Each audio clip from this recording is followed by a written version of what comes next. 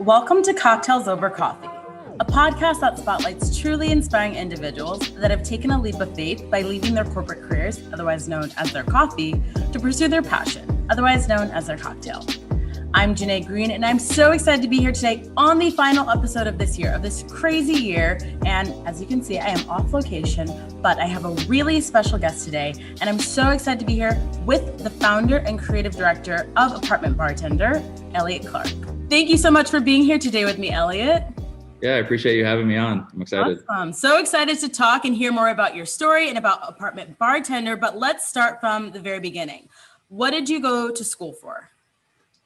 So I went to school. So I went to two different schools. I went to UC San Diego. Out of high school, I played basketball. So I ended up going to UCSD over in La Jolla and was on the college basketball team over there. I had enrolled in communications. So it was pretty broad when I was at UCSD. And then I transferred to Arizona State University and I finished up there, but I did business marketing at the School of Business at ASU, and then had kind of I wouldn't necessarily call it a minor, but there was like an understudy for entrepreneurship. Okay, cool. And so is that what you were interested in? Is that the area that you wanted to work in, or something that you kind of just was like, this seems like a good major, this is what I should do? Yeah, so for me, I didn't really, my focus was basketball. Like if you would have asked me like, my freshman year of college, like what do I want to do with my life? Being the NBA was my answer. So I saw myself going down that path. Communications and later business marketing, they seemed relatively broad. Like I never really went into it thinking like I'm going to be a creative or I'm going to be this or that. Like for me, I want to be a basketball player. So that's how narrow focused it was for me. Yeah. So in communications and then business marketing kind of were the things that interest me, but they also seem like the most, like the lightest lift. If that and kind of the most broad, right? Like there's so many jobs you could get from that. Exactly. So I was like, I think I'm just going to do this. Okay. And so what did you end up doing straight out of school? So it's kind of like a little bit of a twist and turn kind of story. Like I was saying, like thinking that I was going to go the route of basketball and then kind of coming to a realization that I wasn't LeBron James. When did that realization come? Because I know a lot of basketball players have to go through that. So when I got to college, my freshman year, I barely played. I played behind this guy, Jordan Lawley. If you look him up, he's an NBA skills trainer now and stuff. And he's a great guy, great friend. But he was the senior, the All-American senior. I was a freshman, and I was battling through some injuries. And then my sophomore year, kind of the same story. And I just kind of realized it was more of like, I don't think I loved this sport as much as I thought I did, or as much as I once did. And so I started kind of getting more curious about what else is out there. Yeah. And also too, like when you're thinking about the work ethic you're putting in, you're like, the work ethic I'm putting in is not in line with like what it takes to get to the NBA, so it's more of a, it was more of an internal realization, but I can articulate that now. At the time when I was, 19 or 20, that definitely wasn't my mindset. But when I shifted into ASU and I did business marketing, I worked with my dad. My dad owned a kind of a small consultant company, and he worked with a lot of companies in the tech industry. And so I helped him out all throughout college, and worked with him. And so, my mindset then was take over and like work with my dad after school and stuff. Yeah. So my first job was working with my dad. And after I graduated though, when I decided that I wanted to kind of venture off and get some experience elsewhere. It's a whole story in itself, but that didn't go over too well between me and my dad. And so we had an estranged relationship, for 5 years after that. So I was just kind of sitting there after school, about 2-3 months after I graduated, just wondering what I wanted to do. I applied to Nike. So was talking to them and was in the process of potentially moving to Oregon. And then I applied to 2 places in Arizona. One was called Infusionsoft at the time as a software company. And then the other one I applied to was Yelp, because it was in Old Town Scottsdale, which I grew up in Phoenix. And so Scottsdale is kind of like the fun area. Yeah. And so Yelp gave me the first call back, did an interview, didn't take long. They were like, want to hire you. And so I just took the first job that came in. And so I worked at Yelp. I was an account manager at Yelp for 14 months. So I started there September 2014. And then I worked there for about a year. How was that? I actually know someone who started out at Yelp, and I heard interesting stories. How was it? Yelp is fun. Like, it was a perfect out of school job for me, because in school I didn't really, like, when you think about ASU, you think like major party school and stuff. Like, my college experience was a lot different. I lived off campus. I lived about 25, 30 minutes off campus, did a lot of online schooling. And then it wasn't until my senior year that I was on campus a little bit, but living 30 minutes away, you're not really on campus. And I also worked all the way through school. So I just had a lot going on. And so I didn't have that experience. So, like, part of me wanted to build up, friends my age. Like, I didn't really have that many people I hung out with, like, throughout school and stuff. I was kind of more to myself. And so Yelp was perfect for that. Met a lot of really good friends. It wasn't an easy job, but it was my first, foray into really seeing inside, like, what a corporate world looks like. So it was cool. I learned a lot, but, over time I was like, this isn't ultimately, I don't want to be an account manager, here at Yelp, and I don't really see a career path here. So, my mindset was like, what's next, Yeah. So what did come after Yelp? You were there for a little over a year? Yeah. So I ended up applying. So remember I said I applied to Infusionsoft too. The first time I applied there, I didn't get the job, or I didn't get a call back, because I had applied for the sales team. And so at Yelp, I met one of my really good friends. His name's Marcus Murphy. And we're still really good friends to this day. He's like a brother to me, and he kind of is part of my career path. So we can circle back around to that. But he ended up going from Yelp to Infusionsoft.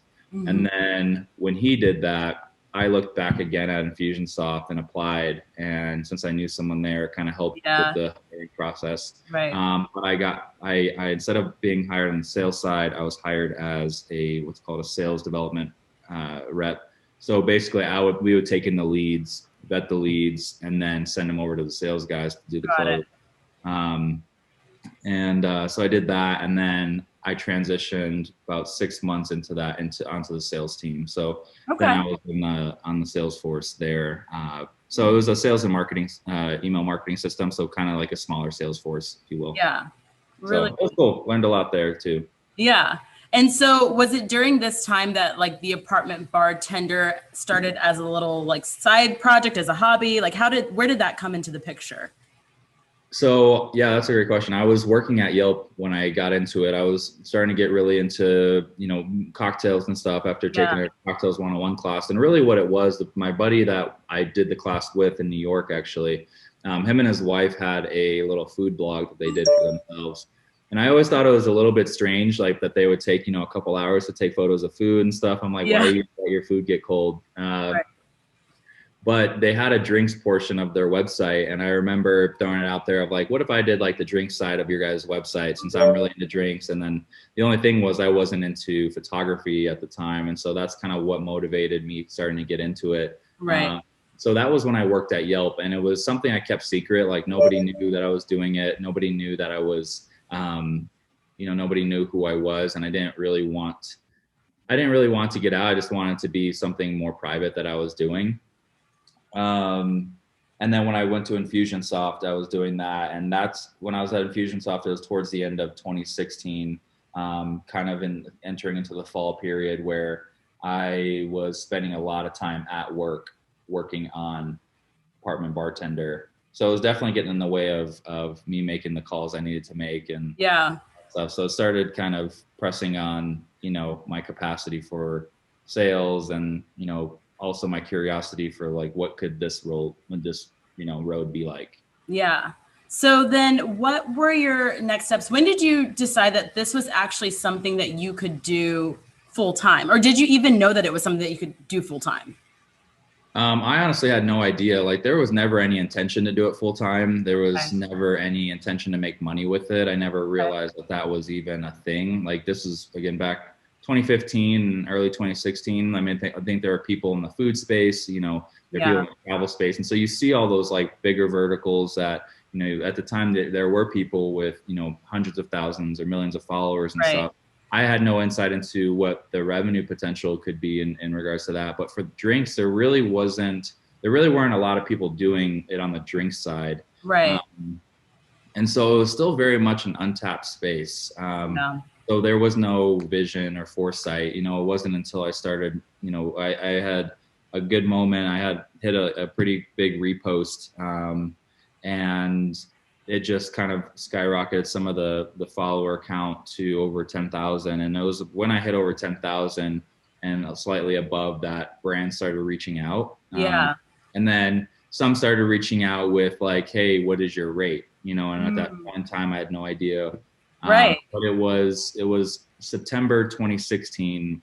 Express Clothing had reached out, and an agency working with Express had reached out for a campaign, a holiday campaign. And actually today, ironically, today is the 4-year anniversary of that content going live. My friend actually gave me a screenshot of it, and it was, again, the campaign that, was more so like the dollar amount at that point in time when I was like, this can hold me over for a couple months and I don't have to pound the phones and make cold calls, to people who don't want to buy software. So yeah, it was more of that mindset of like, I think I could get by for a couple months till I figure out my next thing. It wasn't like, I'm going to quit my job and do Apartment Bartender. Does that make sense? Right. Yeah, that makes perfect sense. But so when it came to the rate, because I feel like that's something that a lot of people struggle with, especially when they're in this space, how did you come up with a number that you were going to give the brand? So at that point in time, I didn't come up with a number. They did. Yeah. They were just like, this is what we have for budget. Okay. And I was like, okay, because it was, it was more than I was making in a month at my job. Yeah. So it was like, so you're telling me you're going to fly me to New York, yeah, put me in a hotel, wow, create content, and have this exposure, and on top of that pay me, so it was like, it was my first experience with that. So it really just was super exciting. It opened my eyes to what potentially could be. Yeah. I didn't know what it was, but in terms of like developing my rates and my value, it's shifted so much because I do a little bit of everything. So it kind of depends on what it is, but throughout the process, like, I was able to make some friends in the social media space that were doing really well, but they were more on the food side of things. And so, and I can kind of name them, but they were, really generous in giving me some insight into how much I should be charging. Yeah, that's how to navigate those conversations. Cause it is pretty scary. Like it's intimidating. Like when you get these big contracts and you have to read through these, all this legal jargon that you have no idea what it means. And also too, when they're, throw a number out, you don't want to fall in love so much with the number, because you could still potentially be undervaluing yourself, but you also don't want to overshoot and piss the brand off, so it's just this balance between knowing your worth and taking on opportunities that could help further what you're doing. So it took a lot of trial and error, but also to, some mentorship from people that were willing to share. Yeah, no, I think that's so helpful. And you make a really good point. It's like you don't want to short sell yourself, but you also don't. I mean, when you realize what budgets these brands have, there's always room for negotiation. I will say that. Especially working on the brand side of things, you leave this little pocket. So a lot of influencers do end up, missing out on money that's there and that's waiting for someone. Yeah, exactly. And I think when it comes, I mean, I have so much to say on that particular topic because I've had it both ways. There are, big brands, and I think a lot of people when they work with national or global brands, even local as well, like, people think like, oh, this is a big name, they have money. Yeah. Though that budget is allocated so specifically, or it might be a bucket, where it's like maybe they truly don't have a big budget, but they really do want to work with you. So again, it really does place emphasis on like the actual partnership aspect of it versus like the financial aspect, which is a part of the partnership. But I've worked with a lot of big brands that didn't pay a lot, or maybe the projects were free, but it furthered me in another regard, and it was mutually beneficial. So there are a lot of ways to go about it, but I 100% agree. I mean, with the budget side, sometimes my mindset is like, you don't get if you don't ask, so sometimes all you can do is ask and see where it goes from there. Yeah, but starting out, you do kind of want to tread lightly, just because it's like it's a very fine line, and like you said, you don't want to mess up a relationship with. Yeah. I think it just places all the more emphasis on creating something of value, like in the beginning, the advice wasn't so much like charge this. It was more of like, well, what do you do? Like, what do you provide? So if a brand comes to you and they're like, basically justify the cost, Right.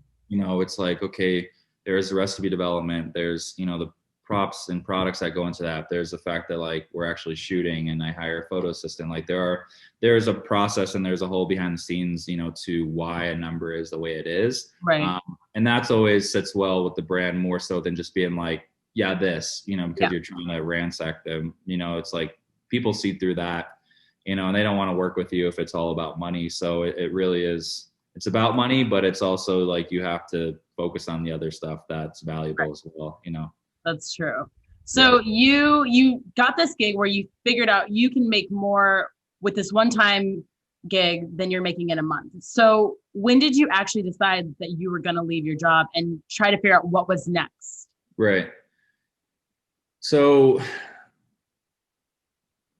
I think on a personal side, like I've always been the type of person with opportunities and career that, I believe like never stop looking for a better opportunity, in a sense of like, not that you're a flight risk, but like if something serves you better or something can help you get to where you want to be, like, do the things that you need to do to align with that, or at least keep that in your back pocket. Yeah. I personally never wanted to be so reliant on Yelp or so reliant on Infusionsoft that if something happened that I just wouldn't have any means of supporting myself, especially financially. Yeah. So I've always been the type to have like a side thing going. Even in college, I had a small business that I had started. And so I knew that I wanted to do certain things. It just, with Apartment Bartender, it wasn't making any money, but photography was. So I started shooting for a local cocktail bar. They had 2 bars.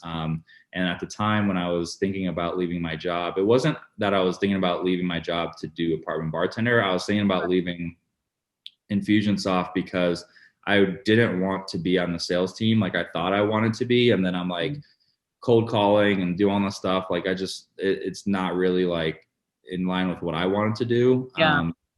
So it's more of looking for what's the next opportunity. And like I said, Apartment Bartender seemed like it could hold me over till the next thing, but it wasn't supposed to be like the thing. And so photography, I started taking it more seriously. And so I started shooting for this bar and running their social media, and they were paying me $1,000 a month. And I was like, you know what, this is enough to pay my rent. Mm-hmm. And as long as I have my rent covered, then I could try to figure out and piece together some other stuff. And then in September, I hit my quota, and my commission plus the express thing coming in. Like for me, I was like, okay, this is enough to get me by comfortably for the next 3 months. Right. So now I have 60 to 90 days to figure out. I could see what I can make in between. So I started kind of calculating the financial aspect of it, the emotional aspect of it. A lot of conversations with my mom, close family, friends about like, is this smart? I felt like an idiot for leaving. Infusionsoft was a really good salary. It was, really great commission. Most of the people on the sales team were 30 and over, with family and kids and stuff like that. So, I was the 25-year-old, 24-year-old that's like, do I really want to do this? And all this stuff, trying to figure that out. But the push was I was going to get fired, actually. Really? Because, yeah. Well, put differently, like I was kind of pushed into resigning. But I was pushed into resigning because in October, that's when I did the Express campaign. Okay. And I went to New York, for about 4 days. Yeah. And when you miss 4 days in the sales month, it really just put me behind. Long story short, I didn't hit my quota that month. And I remember when my manager let me go to New York, he's like, if you hit your quota, or like, I'll let you go if you hit your quota. So I'm like, cool, my quota. Didn't hit my quota. So the last day, it was Halloween. He called me into the office and he's like, so we're not firing you, but next month you're going to be on a sales plan. And if you don't hit your quota, your weekly quotas, we're going to let you go without severance. if you resign now, you will get severance. Interesting. So I was like, so basically, if I don't have my quota, I don't get paid out. But Right. if I resign now, you'll pay me. So Right. I was like, well, I think I'm just going to pursue photography and apartment bartender and see what this could be. And, like I said, figuring out what was next. But then I was like, let me just take that bread. I'm going to Yeah. dip out of here. And so we parted ways, and I've never looked back. So it was Halloween 2016 when I walked out the doors of Infusionsoft, and I Wow. was like, oh shit, like I don't know what to do now, but I'm gonna ride with this and see where this goes. And if I need to find something else, then I'll find something else. Yeah. And it's nice because you had a little bit of a cushion. So you knew how you were going to make ends meet for the next couple of months. Yeah, and that's really important. Like a lot of people over the years have asked me, like, when did you know you wanted to quit your job? And it's different for everybody. Like, there's no right point. And for me, had I not had that little push of like, you can either stay and risk not taking the money, or dip now and at least get a little bit more financial cushion. Like for me, I think it's just really important to be able to provide for yourself and be able to like save money. So that's the purpose of having an emergency fund. Yeah. That's the purpose of, having a savings where if you want to leave your job, for me, I think a practical thing is like at least have 3 months worth of expenses and things covered, so that if anything like a global pandemic happens, you're covered, at least, so you're not stressing immediately. And I didn't want to put that kind of pressure on Apartment Bartender. I wanted it to be very organic. I didn't want it to be like, I need to make money right now. Right. So once you have that cushion, I feel like also it gives yourself a timeline. So I operate really well on timelines. And so if I know, okay, I've got 3 months worth of savings. So now I have to like grind in those 3 months. So what was your plan during this time? You're like, I'm set for this time. What do I do now? Yeah. I didn't have a plan. I'm kind of a gunslinger in that regard. Like my friends will tell you that I kind of just rush, into something and kind of figure it out. I feel like I did a lot of pre-work that led up to that. And I believe in preparing. I personally am someone to take more conservative risks. I do like risks, but not ones that are just going to completely overextend me. Like I said, I felt like I had a cushion financially where I wasn't worried. But the day I quit my job, I remember I went and had dinner with a couple friends and a friend of a friend, and they owned an agency in Arizona, and they actually offered me a job that night. And I turned it down. I was like, I'm going to give this a couple months. So my thought was in 60 to 90 days, if this is just tanking, reach back out to them and maybe see what agency life is like. But I didn't have a plan. My plan was just to kind of take it day by day and work and take on whatever came and really try to grow Apartment Bartender and do the things that I felt like I needed to do at that point. It was just more about creating consistent content and then seeing and finding out like what I had, because this is 2016 and the end of it, start of 2017. Like I really wasn't doing events. I wasn't traveling with it other than the express trip. So it looked a lot different than it does now. So the majority of the work that I took on was like local photography. And Apartment Bartender kind of served as a digital portfolio where people can see my work and see what I was doing. So it just led easily into conversations if a bar reached out and they're like, hey, would you mind coming and doing the shoot for us? Because I didn't have to show my work because my work was already out there. Right. So it started really as a portfolio. That's really interesting. In a lot of ways, yeah. I mean, now I do a lot of recipe development behind the scenes. So brands will reach out and I'll build, drink programs for brands. I've done a couple, pre-COVID was working on 2 different cocktail spots, one in San Diego, one in New York. And so like it's branched into a lot, but at the time, like social media was so much different, especially in the drink space. It's really changed over the past couple of years. But at that point in time, it was very green. Like there weren't a lot of brands putting money into it on the drink side. It was still developing. So even though a lot of the brand partnerships have developed over the past couple of years, and we've all kind of been in the space of trying to figure out what social media is and what it looks like for the liquor space. Yeah. So how did this brand evolve into what it is now?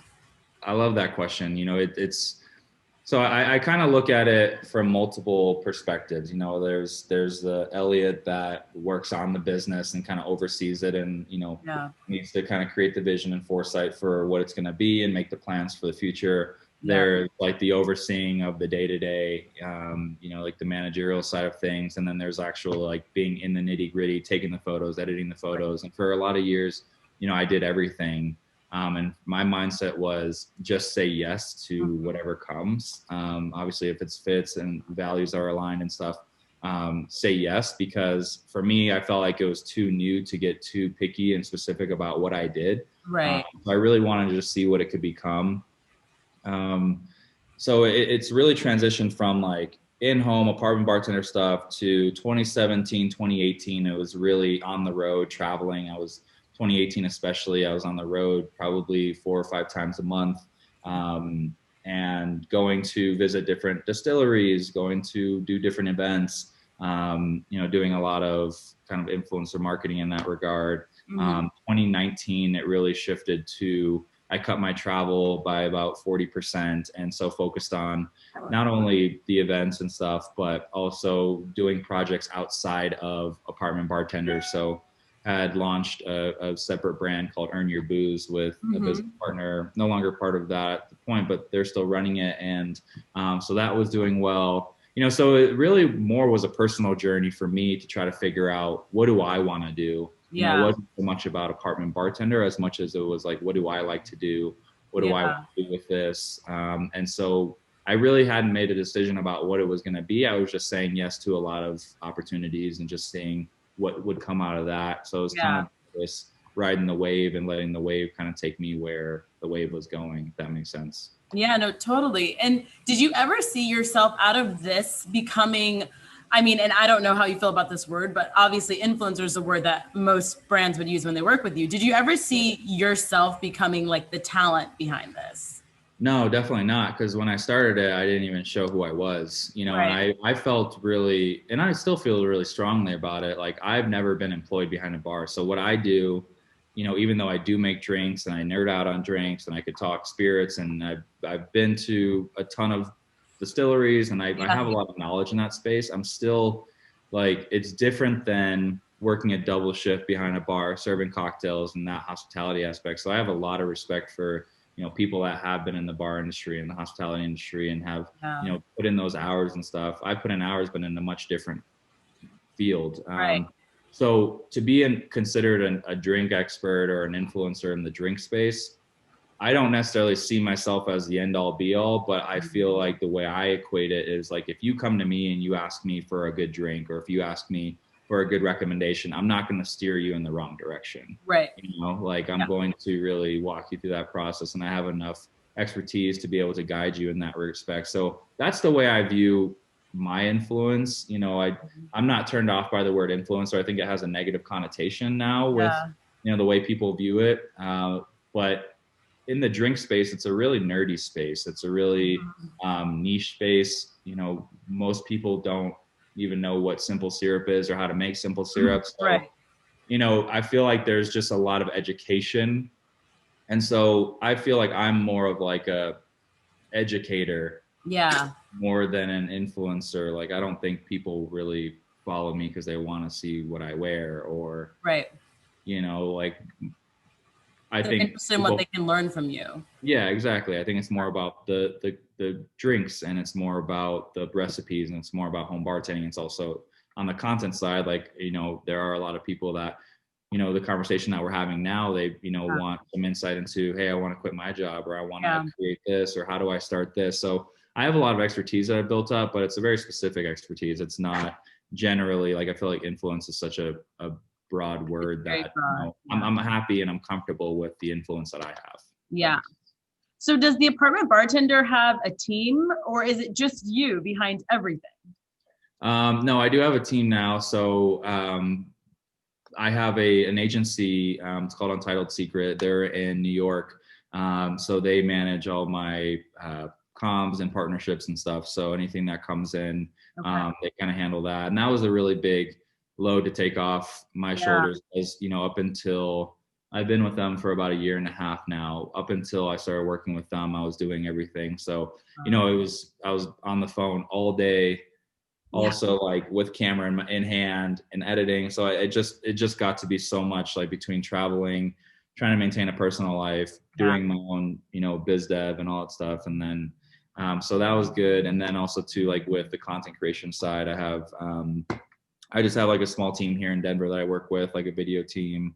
And then I also on the photo side. So a lot of my friends are creatives as well. And I kind of view it more as a collective. You know, we work together, and a lot of the projects now, which is different than how it was, like they want me in the videos. They want me, you know, kind of like you had mentioned, the talent and representing the product and stuff. So I got tired of setting up the tripod, you know, like setting it on timer, running around, you know what I'm saying? Like, so I was like, I just gotta need help. Some help. And then on the website. So yeah, I mean, a lot of it is this contracted work and stuff. So I don't have any employees, but I do work with a team that kind of helps things run a lot smoothly, because there's absolutely no way I would be able to do it by myself. Yeah. It definitely seems like it's become a lot more than what you even anticipated it to be. Yeah. Nowhere near where I want it to be, but you know, very much different than, and some has grown so much from where it started, which I'm really happy about. So where do you see it going in the future? I mean, now it's you've got such a following behind it, and you've done some really cool projects. Where do you see this going? Where would you like to see it go? I would like to see Apartment Bartender go in a different direction than I see like me going. Okay. You know, I feel like the struggle, or like the position that I'm in now, like been doing this for 5 years, you know, and I think when you ask somebody like, who is Apartment Bartender, or what is Apartment Bartender, I think most people would say like it's Elliott. I want to change that. Like I want Apartment Bartender to be not necessarily a standalone brand without my face on it. I think I'm always going to have and be a personality of the brand, behind the brand, or whatever. But I want it to be more so representative of a brand that, you know, represents like great drinking, great living. Like consistent content geared towards that. Because this is a good example. Like during the holidays, I want to turn my brain off. I don't want to.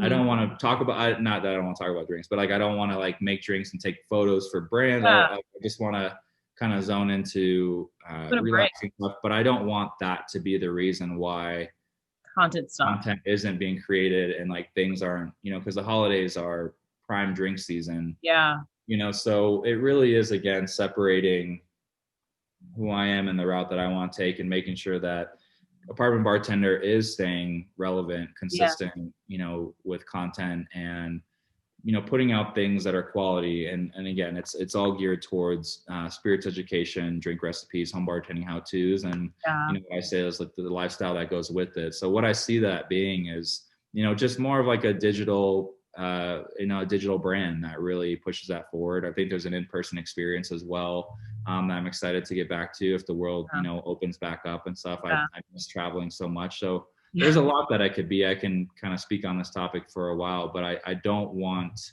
when you look at it, to be like it's all Elliott. Yes. You know what I mean? I want it to be something, you know, kind of like a,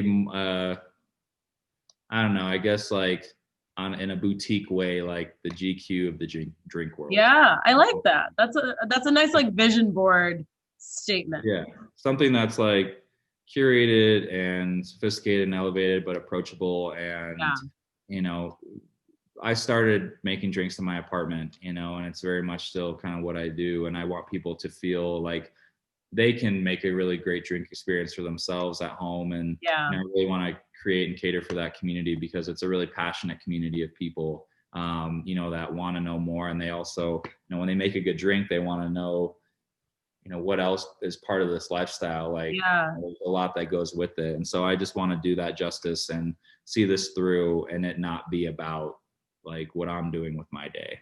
You know what I mean? And I think that the great thing is, and you kind of mentioned that the drink space is a really interesting space, that it's not oversaturated right now, especially what you're doing. It's a kind of unique area. of like the cocktail space. So there's a lot of opportunity for you to kind of turn this into what you want it to be. Yeah, exactly. And I think scaling and growth for me, like that's always been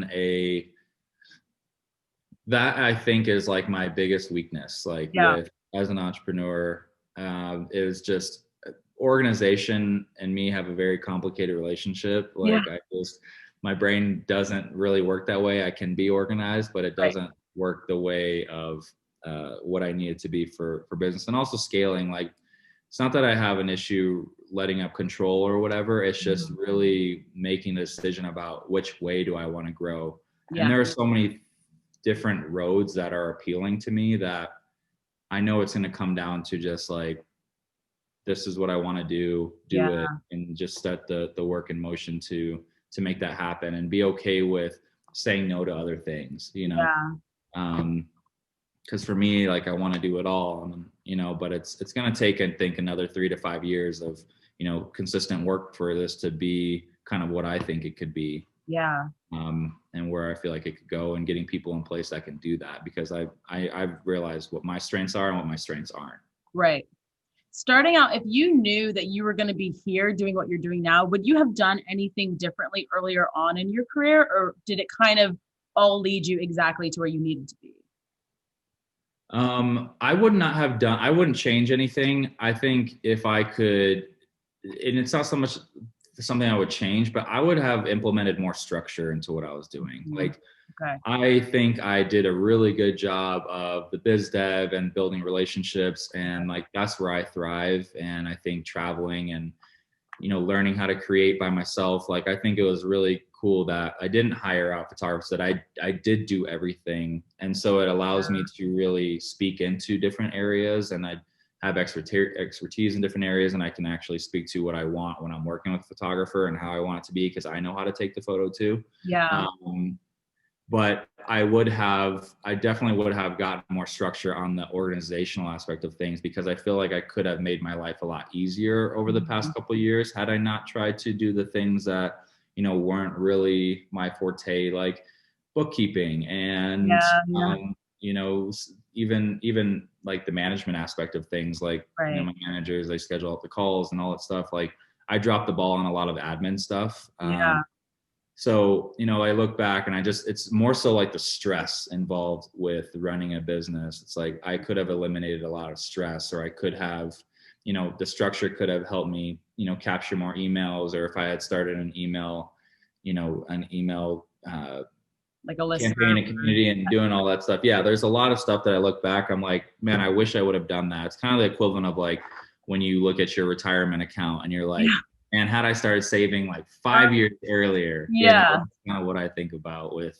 So that's the only thing I would change. But otherwise, I'm pretty happy with everything, especially with the fact that it didn't start out with the intention of being anything. Yeah, no, that's true. And I think so many people, you know, they don't really know exactly what they want to do or to be, but they know that they have aspirations beyond what they're doing. Yeah, exactly.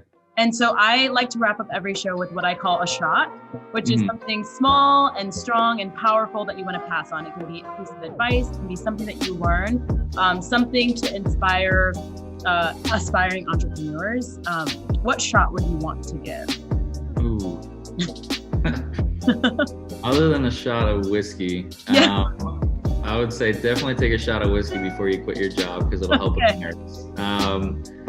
But more than anything, I'm at least now, a message that's really been resonating with me is just patience with yourself and grace with yourself. Like I think, you know, if you really are somebody that wants to pursue, you know, entrepreneurship or starting your own business, or some creative endeavor, whatever it is, like you're going to go through the ups and downs, and you probably already know all the things of like work hard, and all the things are just kind of like tickets to the game. But one of the things I feel like entrepreneurs, or at least myself, has really struggled with is like having patience and grace with yourself to go through the process and to make mistakes and to not have everything figured out, and to look back and be like, oh, I wish I would have done that, or I should have done that, and know that like at least you know that now, you know. And so I think it's a really simple concept to have grace with yourself, you know, in the process, but it's really important because, you know, it's already going to be stressful. It's already going to be hard. So don't do your best not to compound that with how hard you are on yourself. You know, really give yourself grace through the process because it's fun. You know, you want it to be fun. You want it to be enjoyable. And the reason why, you know, you leave a job is to create that freedom. What you don't want to do is take that freedom that you're looking to create and use it as something to entrap yourself again. Exactly. You know? So that's the advice I would give. Yeah, and I think that honestly goes so well with the theme of 2020. It's just like, honestly, be patient with yourself and have grace, because it's like, this has all been, no one can have predicted what this has become. And I think a lot of people felt like this year set them back a little bit. So I think it's good for us to all just be a little bit more patient with ourselves. Yeah, exactly.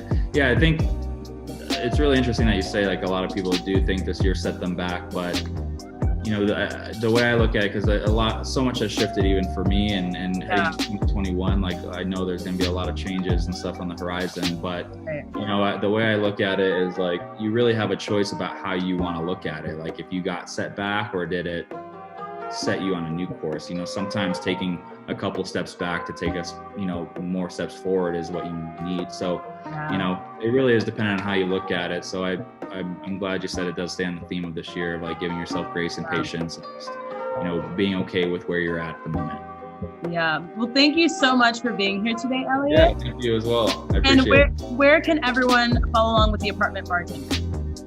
So you can. Is there a D in front of it, or is it just Apartment Bartender? It's just Apartment Bartender on social, and then apartmentbartender.com. Okay. So yeah, you can follow along. The website's more geared towards kind of like a reference points for recipes, home bartending how-tos and stuff, and then social media is more geared towards, like, all the shenanigans associated with it. So yeah. Love it. Awesome. Thank you so much, Elliott. Yeah, thank you as well.